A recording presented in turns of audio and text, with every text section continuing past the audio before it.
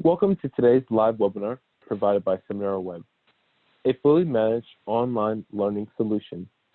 To our attendees, you can download today's presentation materials by clicking the blue hyperlink within the chat box. That hyperlink will be posted in the next 5 minutes.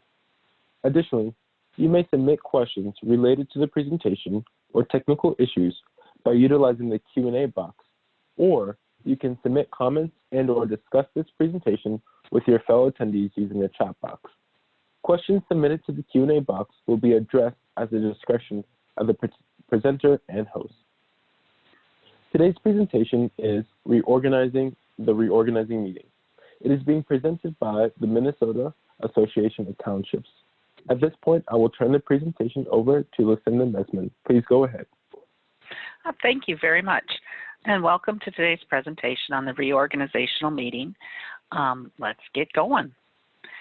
So basically, a lot of times everyone wants to know, what is the reorganizational meeting? When do we have to have it? And questions such as that. Well, first of all, keep in mind this is not required by statute. The sole purpose of the name of the reorganizational meeting is to remind you of a lot of the different tasks that have to be done for the year. You can break these up over multiple meetings.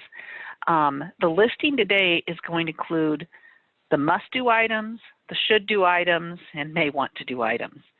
So depending on how your township is made up, some of these things you aren't going to need to include. Others you're going to want to make sure you include, and you may need a little more detail than is presented here, and you're going to know that based on the makeup of your township. So when does this meeting occur? It depends, of course. Any of you who've been in the classes with attorneys know it always depends. Since it's not required by statute and is a best management practice, two big things. One, don't have the reorganizational meeting until after the new officers are installed. It's really important that those new officers get a vote on this stuff. Second, the regular or special meeting, let's go through a couple of decisions that you may have. If it's a regular meeting, if you just hold it during your regularly scheduled board meeting, there's no publishing or posting required. You can publish or post it, but it's not required. It's just part of your normal meeting. Just list it out in the details so you don't forget something. And if you forget something on the list, just add it as you go. That's the really nice thing with regular meetings, is you can just add anything you want. Now, if you decide to have it as a special meeting, you must post it 5 days ahead. Publishing is optional, and the agenda has to be set ahead of time. So this is where you have to get real detailed and make sure you list everything you're going to talk about. If you forget something, you can't cover it because it's a special meeting. Remember, special meetings have to be posted on the 5 days you're counting. You don't count the day of posting, you don't count the day of the meeting, and that'll get you your 3-day notice in there. So best practices for those of you with November elections, and I am sorry I'm working from home. My dog is barking because a tractor is going by grading my road right now. Anyway, those of you with November elections, usually you're going to hold these the first regular board meeting in January, and it occurs at the regular meeting. That's pretty common. Well, what about non-election years? Well, your choice of month, you can pick it. I don't care when you do it, but a lot of times we find that it's really nice to be consistent. So every January, we're doing this. Every December, we're doing that. Next, if you've got a March election, if your township's with March elections, this can occur at a regular board meeting after the certificate of elections have been issued, after the oath. The oath doesn't have to be issued. That I should have fixed that, and it occurs at a regular meeting. The date determination is next. These next two slides you're going to see are for townships with March elections. So the reorganizational meeting comes after a certificate of election is issued. So how do you figure this out? Well, we have our election the second Tuesday in March. Then we've got to do a board of canvass. It has to occur within 2 days of election. Many townships, we just do our board of canvass that night after elections. But if you don't, you've got to do it within 2 days of the election. Then you've got to worry about the campaign financials. Have they been turned in? Those elected officials have 7 days within 7 days of the election, they have to get those campaign financials turned in. Then you've got to worry if there's any contest to the election going on, which can occur 7 days after the Board of Canvass. And then, and only then, can you issue a certificate of election, and that's the day after the contest period if the financials are in. Now, I kind of went real quick through this. I'm going to go quick through the next slide because I know the audience is mixed. Some have November elections, some have March, all right? Any questions, please reach out to us, and we are more than happy to help. Again, this slide only applies to townships with March elections. I pulled up a March calendar, and I want to show you this in one other format. Your Board of Canvass on the 10th is the township day. Board of Canvass can happen that day to the 12th. This is why I can't give you an exact date for things. When your Board of Canvass occurs is what's going to set some of these other dates. So your campaign financials are due within 7 days. If your Board of Canvass is on the 10th, you can take financials the next 7 days. So 1, 2, 3, 4, 5, 6, 7. That means by the 17th, you could be issuing a certificate of election, and the contest period could be over, all right? But if you don't have your Board of Canvass until 2 days after the election and you count out, it means the first day that you're going to be able to issue a certificate of election is going to be the 20th. So that's why I can't give you a specific date. You have to know what your township does. So the first day to issue your certificate of election could be as early as the 18th or as late as the 20th, all right? So it's kind of handy just to kind of write out what you're going to do and mark it off on a calendar so that you know when you can issue those certificates of elections. Now, from this point on, it doesn't matter when your township election is, because as clerk, you have to make sure the paperwork is in order before you can issue that certificate of election. And it's important to know and get it done before the reorganizational meeting. So your campaign financial report certification of filing, which all of us love that name and just call it the financial report, it has to be submitted before anyone is eligible to get the certificate of election, even if they didn't spend any money. Anybody who's running for office has to turn these in. As clerk, it's your duty to make sure that you get them. Now, we're going to keep going with paperwork a few more slides. The certificate of election that you issue. If you've got a November election, I've got EL 1000A. There's a sample in the Matt library there. EL 1000B is if you've got March elections. Now, clerks, you are to prepare these. Whether you like the outcome or not, that is a question I get. I've had people call and say, but I didn't want them to win. I'm really, really sorry. If you are the clerk, even if it's you voted out of office, you still have this duty to prepare it until you are out of office, all right? It's no fun, but it's how it goes. And finally, you've got to get the oath of office paperwork ready. That's document EL 2000. Now, once you have all of these pieces of paper in order, now you can install the officers. That's one of the first things that usually happens at the reorganizational meeting is the meeting gets called together, order, and you install the officers. So, new officers, is the paperwork in order? If it's not, don't install the officers until you've documented everything. If someone gets upset, those papers are going to be important for you to prove whatever you got to prove, whether it's they were installed right, they turned in their campaign financials, any of that.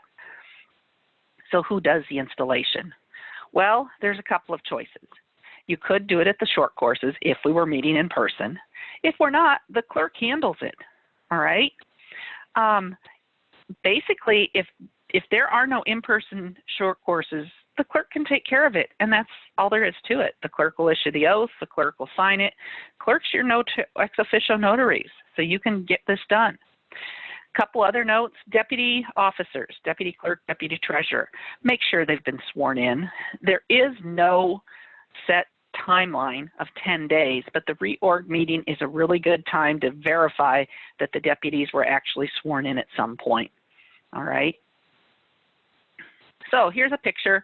This was one of the short courses, and now I can't remember where, but it was the one with the safe things in the back. And this is just one of the short courses, a lot of officers taking and getting sworn in. So what if the clerk needs to be sworn in? This is probably the most common question that trainers get. I know the attorneys get it as well. So when the clerk needs to be sworn in, we're going to look at different statutes. The attorneys interpret the statutes. I'm going to give you kind of a simplified explanation here. This comes up because here's a picture of the bottom of the oath of office certificate. You'll notice here it says Town Clerk ex officio notary public. So ideally this form was set up thinking the town clerk is going to do the swearing in.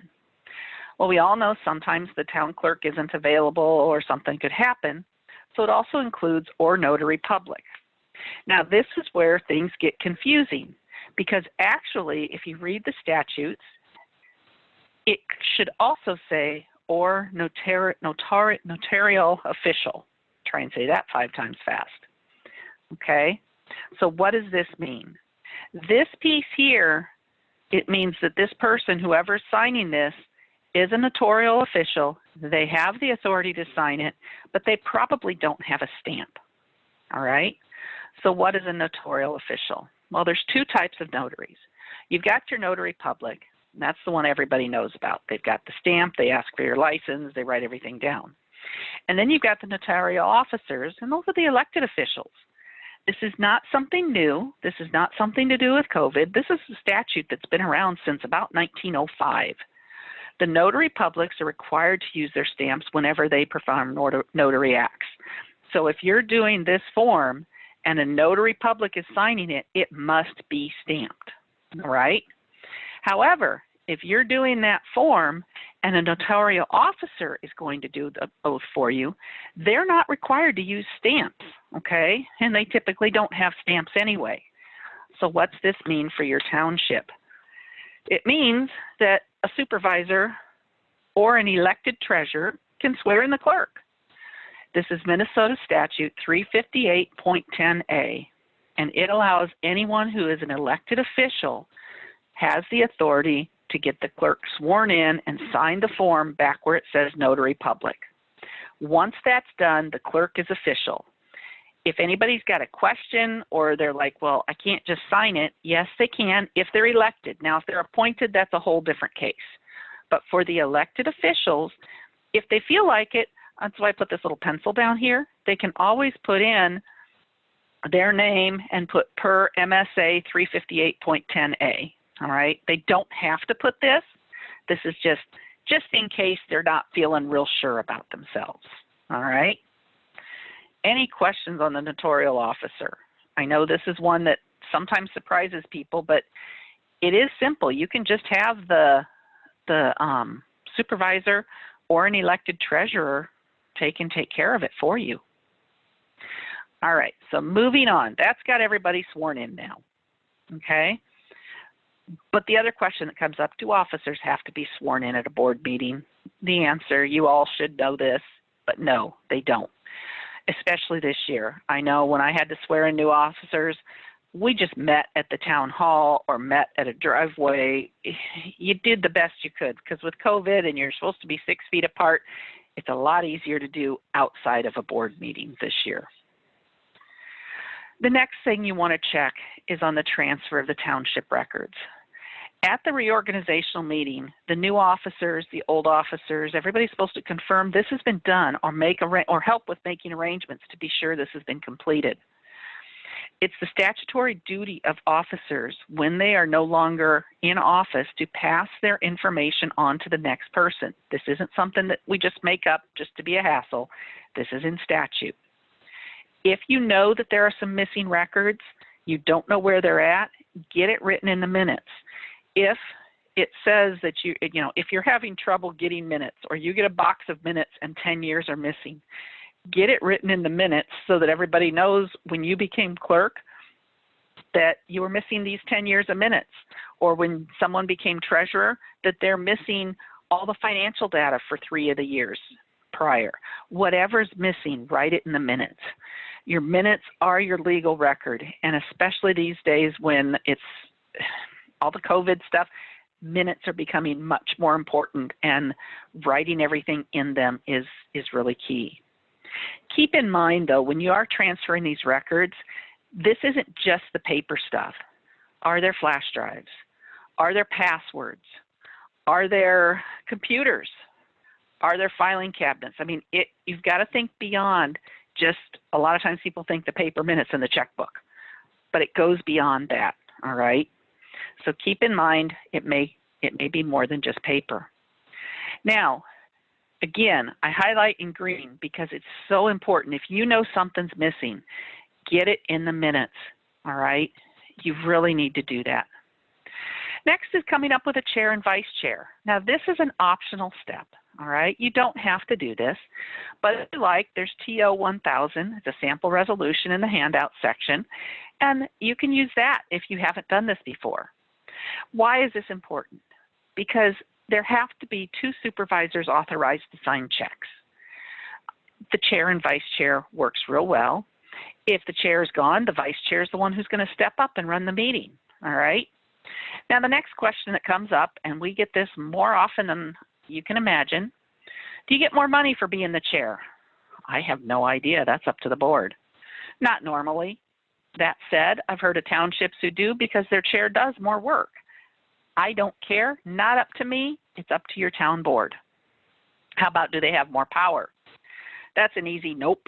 The chair has the same voice as any other supervisor on the board. How about more fame? Well, that all depends. We've all live in townships. We all know that a lot of times people want to talk to the supervisors, or they want the head supervisor or whatever. So yeah, they may get a little more fame. It may not all be good, but they may have it. Next, they need to adopt a regular meeting schedule. Now, this is one that doesn't, if you've got March meetings, doesn't always happen at the reorg meeting, okay? A lot of times this happens in January. So you want to make sure and adopt your schedule if it wasn't done earlier in the year.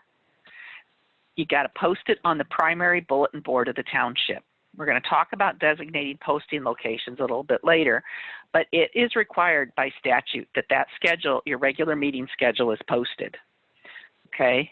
If you've got a website, put it on there too. Make sure everybody, make it easy to find out when you meet, where you meet, what time you meet. Include the attendance of other known meetings.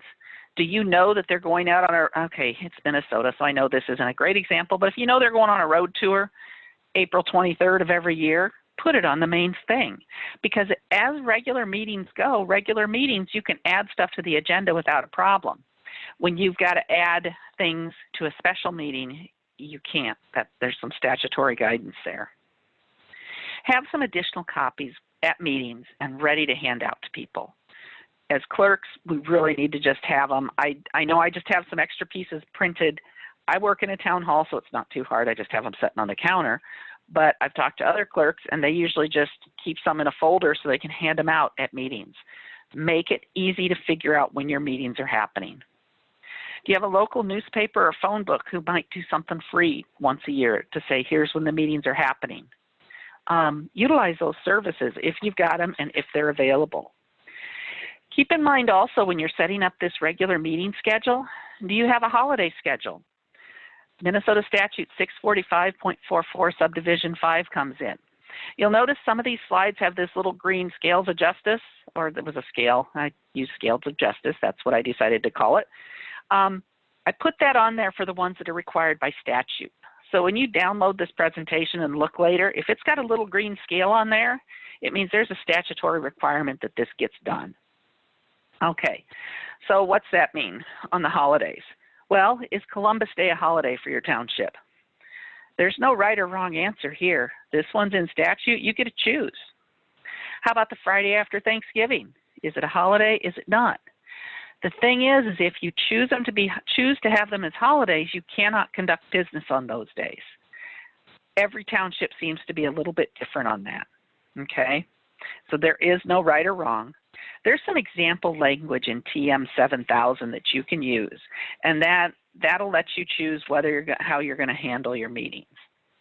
Now, TM 7000, I'm going to bring that up a lot today. I want to talk just a little bit about TM 7000. This policy, this sample policy for administrative policy for town boards, it's in the MAT library, and it's really got some good information, but there are some limitations. This is intended for a 3-supervisor rural township that doesn't have regular office hours, okay? This is not designed for a 5-supervisor board. This is not designed for townships with regular office hours. This is designed for a lot of the rural townships that don't maintain regular office hours of any sort. It was not drafted for urban towns. If your township's in an urban area, don't use this policy, because there are some things that may not apply to you, especially if you're in one of the areas where data practices applies. And you want to make sure the town board didn't previously adopt any of the parliamentary rules of procedure. Now, this doesn't say you have to adopt any particular type of rules, but it is in there for a sample if you want to use it. One other question that comes up, and the town board, this one I forgot about, town board doesn't routinely tape record your meetings, all right? If these last 4 things apply to you, TM 7000 may be fine just to fill in the blanks and adopt. If it's not, don't worry about it and adopt the parts that do work, or use it as a guideline to come up with your own administrative policy. So exactly where's the metro area? For anyone new, the 11-county metro area consists of Anoka, Carver, Chisago, Dakota, Hennepin, Isanti, Ramsey, Scott, Sherburne, Washington, and Wright counties. All right, so when I talk about the metro area, those are the 11 counties that I'm talking about. TM 7000 for metro area towns. Remember, some of the information is useful, but if you are a township subject to data practices, you don't want to use that, because you've got to have your data practices policies. There's a lot of information. Use what's applicable. Those holidays are really key, all right? If you observe them, get it written down. If you don't observe them, get it written down. Make it very clear, because I guarantee when it comes to scheduling, everybody wants to know, well, do we consider Columbus Day a holiday? All right? There are some federal holidays that apply to everyone. You've got Martin Luther King Jr. Day. You've got President's Day. In January and February, I always remember those holidays because they fall on my regular meeting schedule.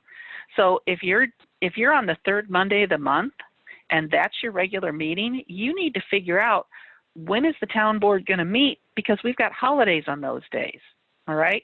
I'm sorry, but I can't ever remember when Columbus Day and Thanksgiving, Thanksgiving's a Thursday, but so you want to make sure on your regular meeting schedule when you're posting it, if a meeting's going to fall on a holiday, get it named out at the beginning of the year when it's going to be. Will it be the next day or the next week? Doesn't make any difference, but if you get it posted at the beginning of the year on your regular meeting schedule, you can call it a regular meeting and don't have to follow special meeting rules when it comes to agendas and adding topics and stuff like that. Now, a couple other things that are in that administrative policy. They're really helpful, especially for smaller townships. There's a sample information request form. You can use it or not, I don't care. The town board makes that call. There's a parliamentary procedure form. Again, the town board makes that call. That information request form is one that I would really encourage everybody who doesn't have a data request policy of some sort in play, look at that and see if you're going to use it.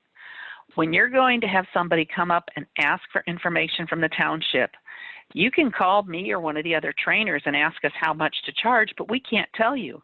We're going to ask you, what does your policy say? That's how you're going to know how much to charge if they need 70 pages a minute or whatever the request is, even if it's 2 or 3. That administrative policy has some information like that, so it really does help when it comes to things like that. If you're a larger township, you're going to have separate policies, okay? You've got to remember wage theft law requirements. We're going to talk a little bit more about that in a minute. But review the document on administrative policies. See if there's something that your township is lacking. And if there is, bring it up to the board, all right? If TM 7000 is adopted, if you read that document, you'll notice that if you want to make a change, you have to use a resolution to change it. So make sure you read the document and not just take it out of the library, fill in some blanks, and adopt it. Somebody should read it and make sure that they agree with everything that that's what you're going to do. Now, you need to verify compliance with Minnesota's wage theft laws. This is something new, came in, was it July 2019 or August 2019? Hasn't been very long. So this is a new thing that we've had to add to the reorganizational meeting. I've got a link in this presentation. You can go there, excuse me, I'm sorry. Go to that link. There's a sample employee notice you can use. There's some guidance documentation. There's reminder you've got to pay every 30 or 31 days. Keep in mind the documentation that's listed there is not required for elected officers. So if your township has everyone elected and that's all that works there, are your elected supervisors, elected clerk, elected treasurer, and no deputy officers, you don't have to worry about wage theft. But if you have an appointed clerk or a deputy clerk or an appointed treasurer or a deputy treasurer or a maintenance guy who's not a contractor, you may have a maintenance guy or gal doing plowing, grading, whatever it is, you're going to have to follow wage theft laws. And you want to take the time to do it because wage theft laws, if you make a mistake in them, the first fine is $10,000. Okay, so we don't want to screw around with this. We want to get it right. Best practice, the clerk, it's part of their duties, you know, records duties because we're clerks, and the treasurer, if the clerk doesn't do anything with payroll, need to look at the employee files and make sure that all the pieces of information are present. Wage theft pieces is a copy of that employee notice that's been signed by the employee and a signed note about receiving any of the handbooks or policies if they exist. My signed notes are just a simple little memo. I put the township letterhead on it, or, you know, did it on township letterhead, used 2 copies and put I and their name, receive the following documents, whatever policies you've got, or if you've got a handbook, anything that you give them, make sure they get a copy. And then once they've gotten a copy, they get 1 copy of that paper. You take the one that they've signed, and that goes in their employee file. All right? I usually have a date in the signature line on there. Next thing you've got to do is set the official newspaper. Now, at the annual meeting, the electors can recommend it. We really encourage you to have them recommend it because you want to know what paper they use. This is coming from Statute 331A.04. The board has to designate an official newspaper at a regular meeting, all right? There is a priority system for these newspapers. Is it in town? Well, if it's not, that's a whole nother issue. We'll discuss some more in a second. Does it have general circulation of the town? Again, some of us are running into times when we don't have a newspaper anymore. And if there's no newspaper, we're going to talk about some options. A lot of times I have people say, well, how do I know it's a legal newspaper? Well, ideally the newspaper is supposed to tell you, and most good papers will tell you if they are legal newspapers. But if you want to look it up, the link is right here. You click on that, it'll take you to a list of legal newspapers, all right? Now, if you don't have a newspaper, and if you have any other ideas on this particular slide, let me know. These are the ideas that we've got right now. So, keep in mind, 1, there is no way around this requirement at this time. The statutes require every town board use a legal newspaper for any required publishing. It does not say one that everybody in your township gets. It says you have to use one. So since you must give a paper, and if it's not in your area, the laws don't care, you got to get creative, okay? So how can you get creative? Some of the non-official newspaper or legal newspaper options that are available. You can do a mailing to township residents. I know of a few townships that do this.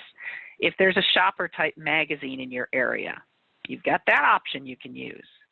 Do you have a website? You can use that. Now, you can't announce that the website's the only way you're doing it because some people don't have internet. How about additional posting locations? Email. Do you have ask people to send you your emails and you'll send them information on the board if that's an option. Podcasts. I haven't run into too many people doing this, but somebody suggested you could use a podcast to get the information out to residents in your area. So anything that you can do to make sure they're informed, that's what you're going to do, all right? It's real important that you document as well if you're using these other methods, okay? You want to make sure no one is questioning whether the board's trying to hold secret meetings that nobody knows about, or if they're not posting things appropriately. All right. So once we get through the newspaper, the next thing is compensation rates. Now, even if you're not changing the rates, state what they are or how it's handled. You know, do you do meeting rates, hourly rates, stipends, monthly rates, mileage, reimbursement? I don't care what you use, okay? Whatever legal method your township uses is fine, but you either need to have it stated in the minutes or get a hold of TO 4000. It's in the handouts, it's in the MAT library, information library. There's a sample resolution you can do. You don't have to put everything in the minutes. You can put it into this resolution. Why are you going to announce this? Because this is required by statute. This is another one of those statutory requirements. And many of you have heard, I'm in a bigger township, we get audited every year. The first year of our audit, okay, I'd only been a clerk for 2 years, so I really didn't know very much about what I was doing. I had not put down the rates in the minutes, and the auditors wanted to know where they were. We weren't using a policy at that time. We had nothing. So we went back, and I had to go back 10 years before I found that anybody had put what rates were in the minutes. Now, it's not that we changed the pay. Everybody's pay stayed the same for 10 years. But what happened is it was only written in the minutes every 10 years or so. Now I make sure it gets put into policy every year because that way the auditors can find it. They can verify we're in compliance with all the different statutes and stuff like that. So even if it seems silly, make sure and write it down, all right? A few more things on compensation. If the clerk and treasurer are appointed rather than election positions, remember they're considered employees and they fall under wage theft laws. Review their files and make sure you've got reimbursement policies, or if you have mileage policies, that they have received copies of them. This also applies to any road graders, any other employees the township may have, deputy clerk, treasurer. If any of the policies have been updated or a wage is changed, be sure the appropriate wage theft paperwork gets filed and the policy is distributed, okay? Get appropriate signatures and get them put back in the file. So if you have, let's say, a deputy treasurer and the wage changes from $15 to $20, there's the form from the Minnesota Department of Revenue, and I gave it to you a few slides back. You're going to want to print that with the new rate of pay, make 2 copies, one for the employee and one to put in their employee file, all right? The wage theft laws, I know it's kind of a hassle, but you need to make sure this documentation shows up and is kept in the manner it needs to be kept. Couple more things on compensation. Best practice. Every year offer a Minnesota W-4, a federal W-4, and a para options piece of paper to every employee. Now this time I'm talking every employee, no matter if they're elected or appointed or hired, however they got there. If they're an employee of the township, offer these 3 pieces of paper every year. As of 2020, a federal W-4 as well as a Minnesota W-4 is required. As far as the para option goes, anyone eligible for para, especially elected officials, needs to make sure and sign if they're going to participate in para or not. Now, if you have hired people who are going to earn $5,100 a year or more, they must participate in para. But if you have people who are going to earn less than $5,100, make sure you give them, there's the form in para that says they're not eligible. Make sure you give them a copy and have them sign it so you have a copy and they have a copy every year. Now, this is best practice. Then there's reality. At a minimum, every time any officer is re-elected, offer those things, okay? In addition to those 3 pieces, make sure that the I-9 and the Minnesota new hire is in employee files, all right? Those are really, really important. Now, you've heard me talk about employees versus elected officials versus whatever. So real quick, let's run down this. A lot of times we say it depends, which it always does. So what's an employee? It depends on who you're talking to and what forms you're filling out. If you're talking IRS, the IRS considers everyone employees. Elected officials, hired people, election judges, appointed people, anybody getting a payroll check is an employee according to the IRS. According to wage theft, That's hired people, including your election judges, all right? Elected people are not subject to the wage theft provisions.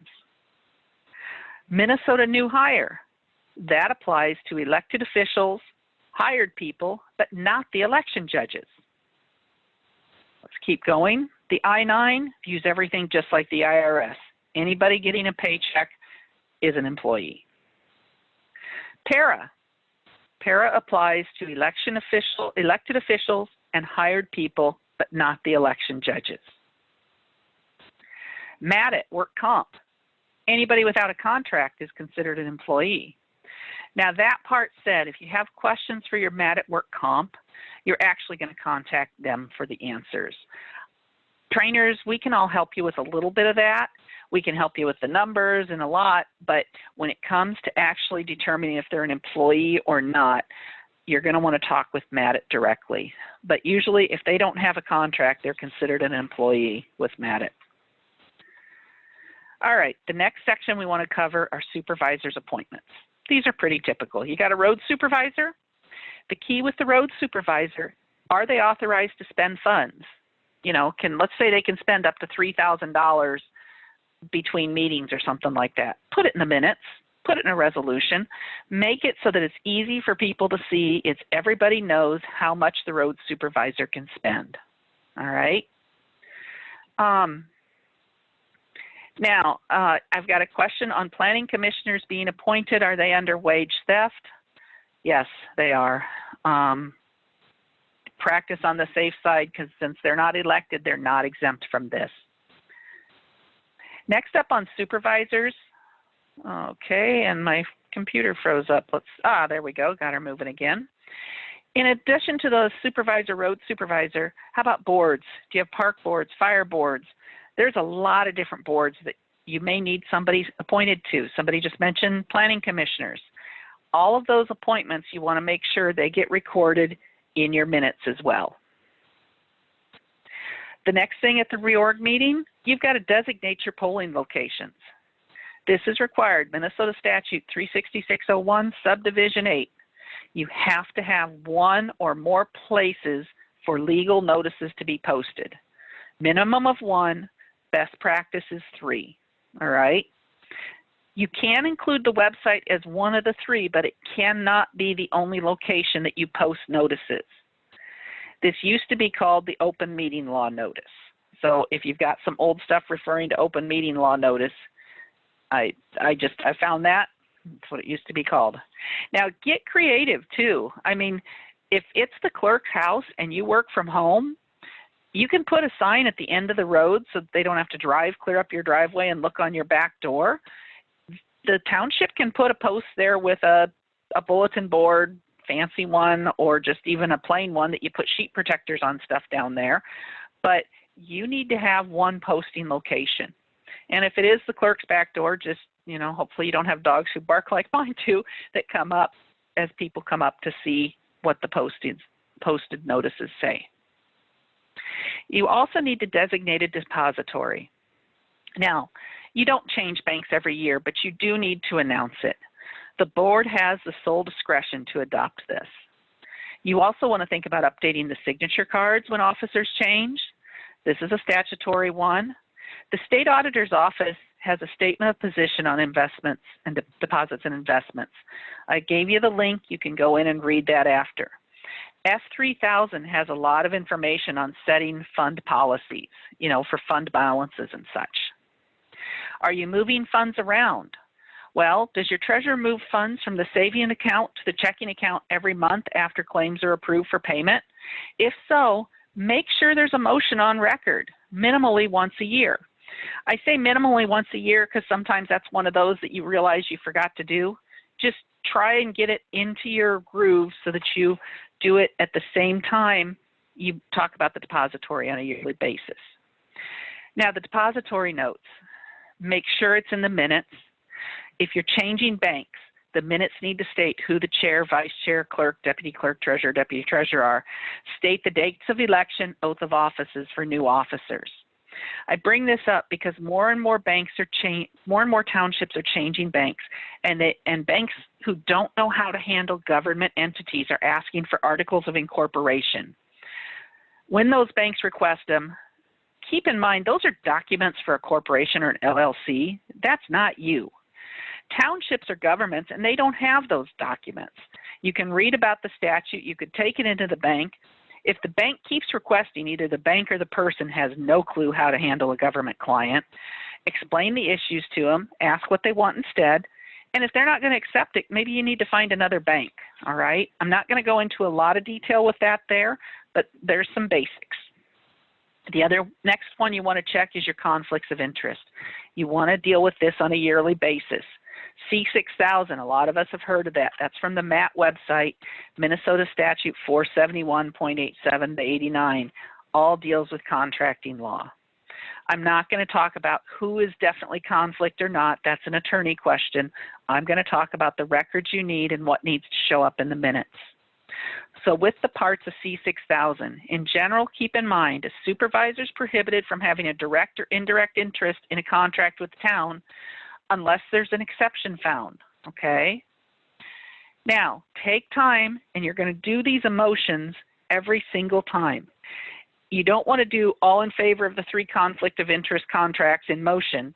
You want to slow it down and take your time and do them individually, naming out each supervisor and what their conflict is or what their contract is. In the records, at the minimum, every time the supervisor is elected, make sure and do a resolution. That's Appendix B. Ideally, you do them once a year. That is the best practice. But after talking with many, many townships, I'm going to say at a minimum every time that supervisor is elected. Best practice is once a year. Now, it could be a supervisor doing work for a township, or it could be a township supervisor holding a contract with a township. There's 2 different types of contracts and conflicts supervisors could have. If they're doing occasional work, during an emergency, they're moving some trees. When the plow guy's sick, they're the backup plow driver. Well, likely they don't have a certificate of insurance.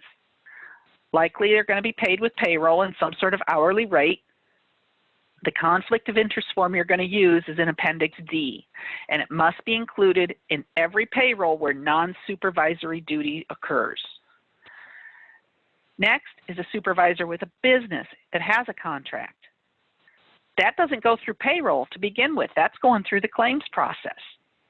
The certificate of insurance should be on file. There's the $1,500 or $1.5 million tort limit. You want to make sure or Matt recommends that you get that. A W-9 is required just like any other business.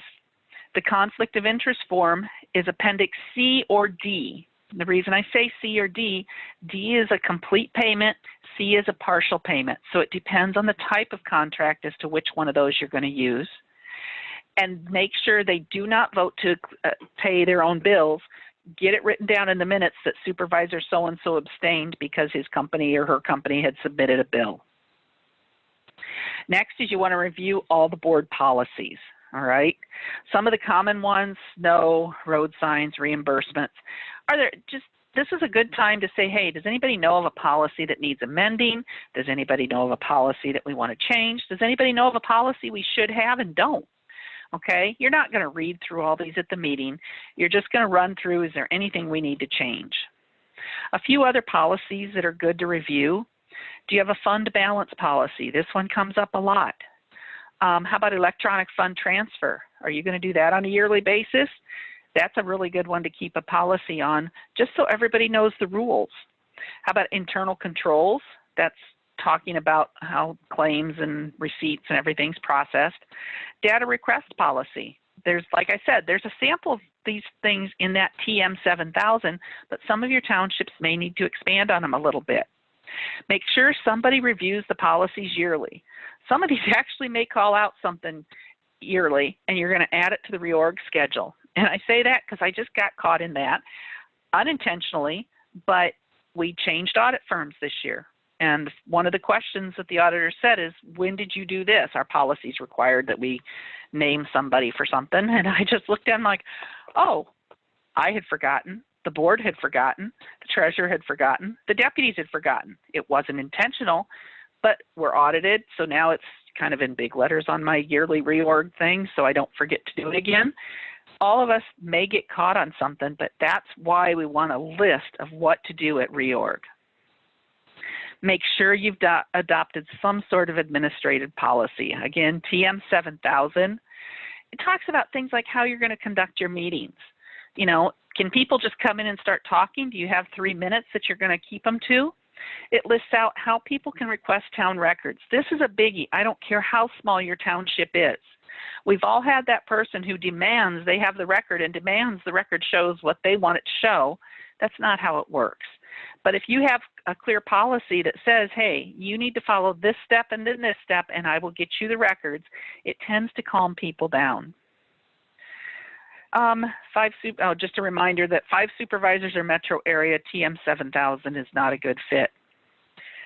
Review your AWARE policy, okay? That's accident, workplace, and injury reduction.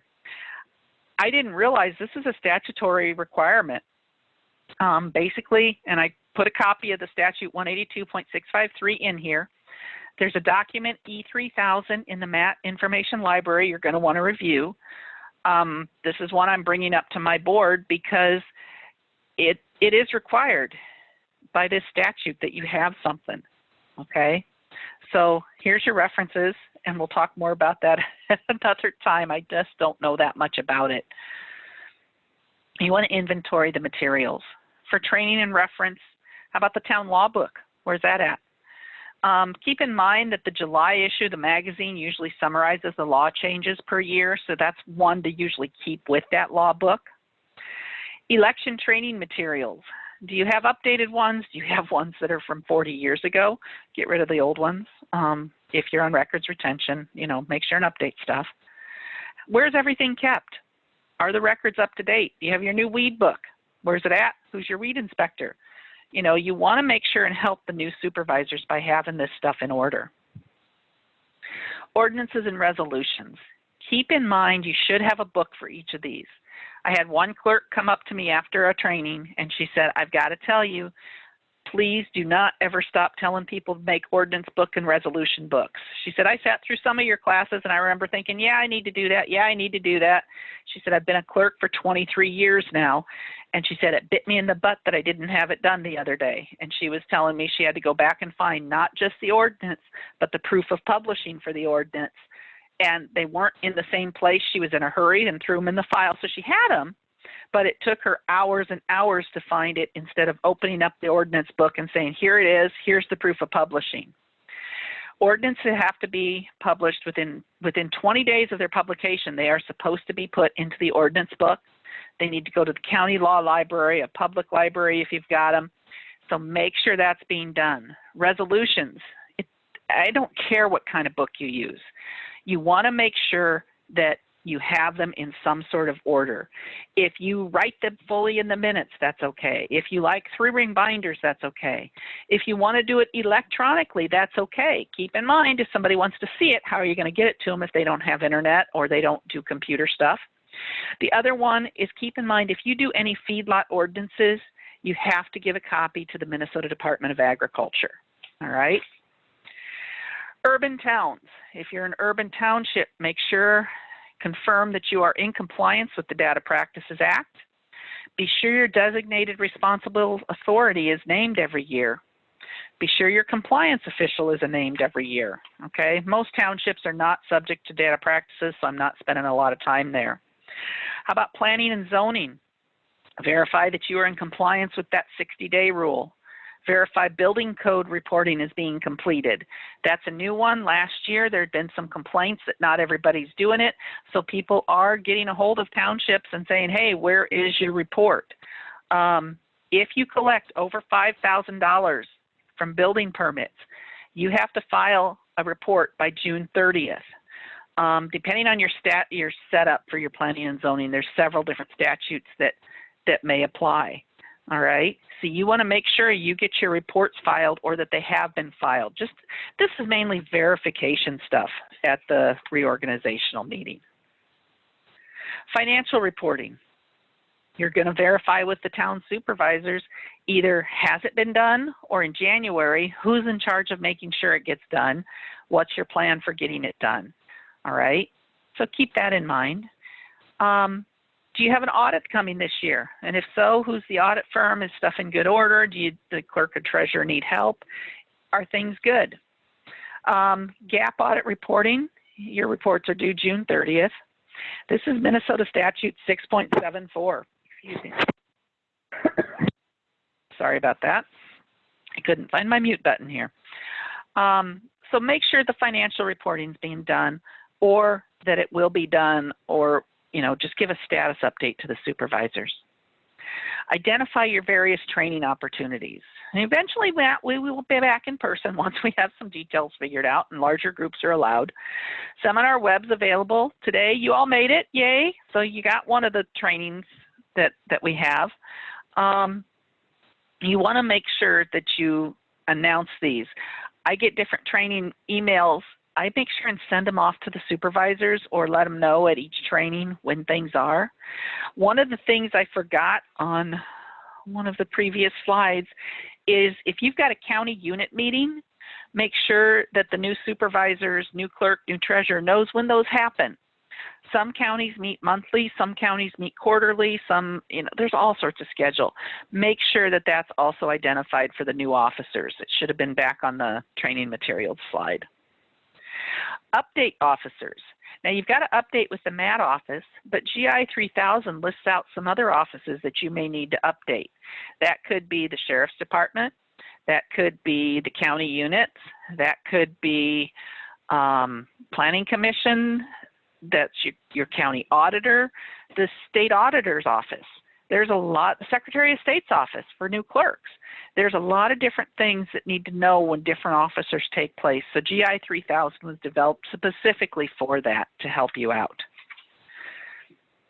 Now, and we're going to have some time for a few questions here. There are so many other items that vary as much as the townships do.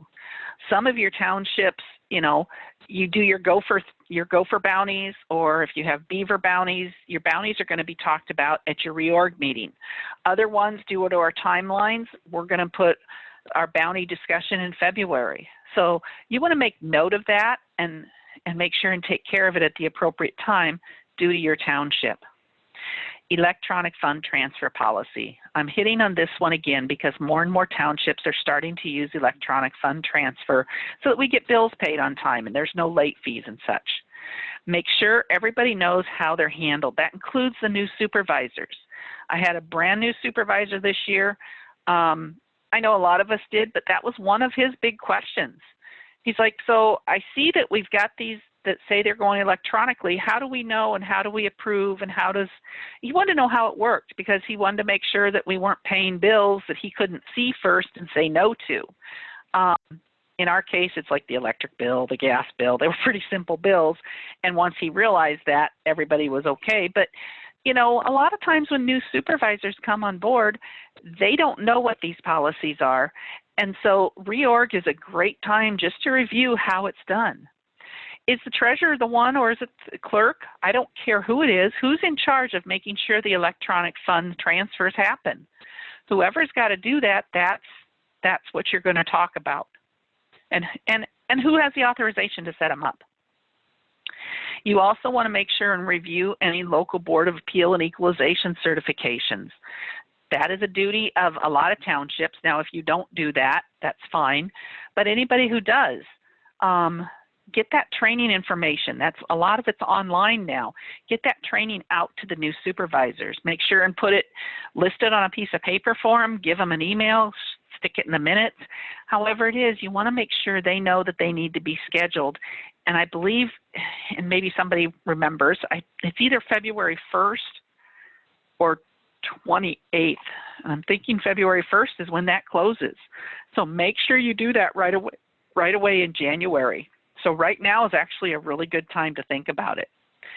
So one of the things I get asked a lot is, do I take and do all this as a separate meeting or individually? Well, in the past, we always just included it in a regular meeting. I know others who've done them as separate meetings. This year, I've got all this stuff broken up, and we've been working on trying to get it done since April.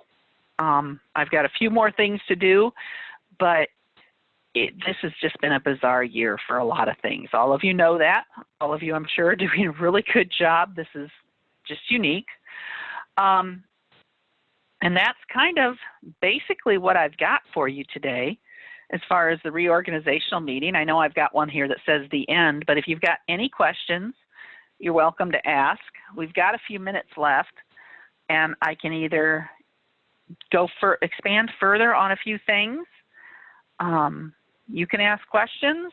Otherwise, I will take and keep talking because we've got a few minutes.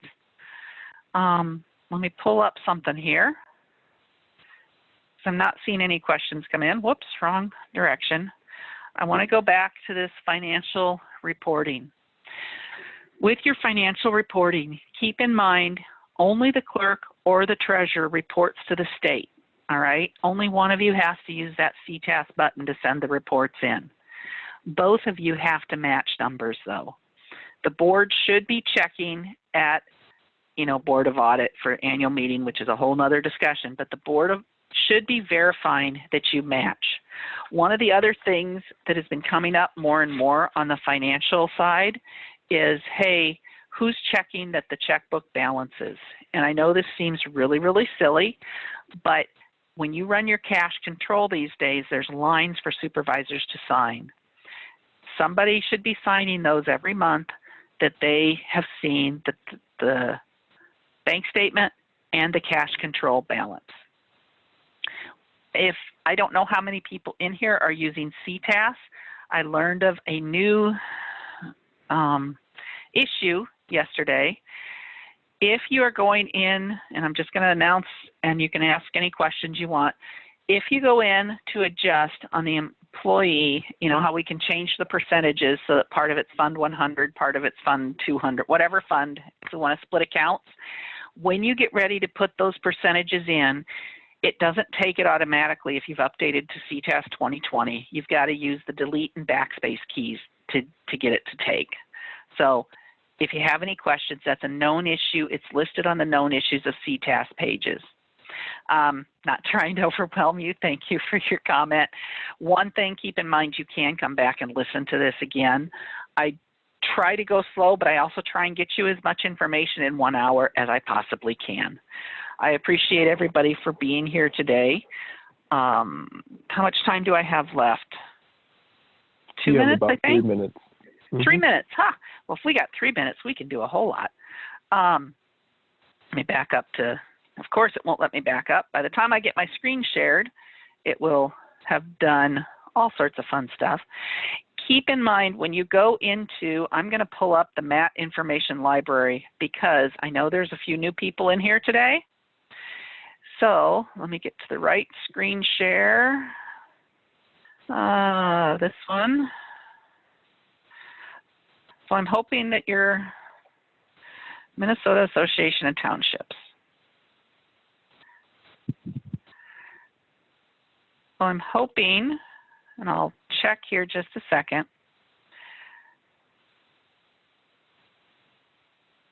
All right, on this screen, I want to note a couple things.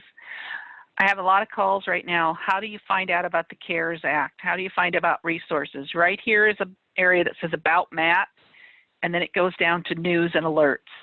If you click on this News and Alerts button, and you can see how fast my internet's moving right now as we're spinning and spinning. When you click on that, you will move through, and I don't know how many people are attending today, I'm sorry, but you can get in here and here's the latest on everything, all right? If you're looking for the latest on the CARES Act, you're looking for when do we meet again on Tuesday conference calls, those are the first and third Tuesday. Those calls are really helpful, especially right now during COVID, because we can take and find out what's going on. So September 15th is the next one. And you can listen to some of the previous ones. There were some technical issues on a few of them, but you can take and listen, and that's going to get you some of the latest information. All right? Okay, so that's where to find that information. And the other thing is if right here it says Information Library, when you click in there, all those documents I was referencing are listed in here. So GI 3000, when you click on it, it'll come up, or download, or however your computer is set up. All of those documents you can just find in this area. You do have to scroll down, okay? And there's a lot of stuff in here, but all of these are PDFs you can download and use. All right? So that's what I've got. Any questions? Otherwise, I think that's it. Are we at the end of it? Yes, ma'am. We just reached our time. Okay. Thank you all for attending. Thank you. And once again, that concludes our session. I would like to thank our speaker for their participation and thank all of our registrants who attended today's program. Certificates of attendance and evaluation forms will be emailed to live attendees within 24 hours.